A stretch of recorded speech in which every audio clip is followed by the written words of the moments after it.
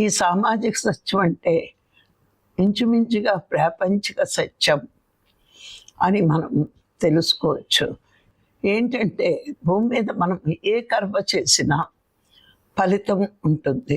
కొన్ని కర్మలు మనకి తప్పదు కదా, తప్పించుకోలేము కదా అని చేస్తూ ఉంటాం. మరి అలా చేస్తున్నప్పుడు కొన్ని పాపము చేస్తాము కర్మలు, కొన్ని పుణ్యకర్మలు చేస్తాం. మరి రెండు ఫలితాలు మాత్రం శాశ్వతం కాదు. పాప ఫలితం అనుభవించాలి దుఃఖం, పుణ్యకర్మల ఫలితము అనుభవించాలి. రెండు అనుభవిస్తే పోతాయి. ఇక్కడ గమనించుకుంటే ప్రతి విషయాన్ని మనం రోజు రోజుకి ఎదుగుతున్నాం. ప్రతి విషయాన్ని బుర్రలోకి ఎక్కించుకోవాలి.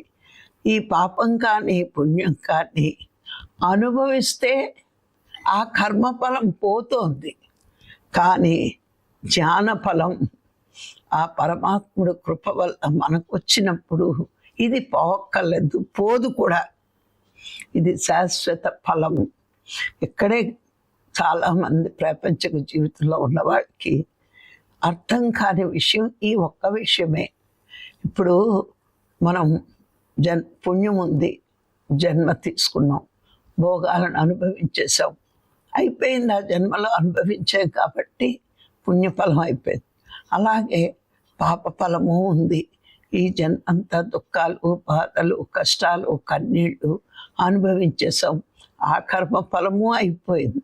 కానీ ఈ జన్మలో చేసుకున్న జ్ఞాన ఫలం మరు జన్మకు కూడా వస్తుంది. అనుభవిస్తే పోయేది కాదు.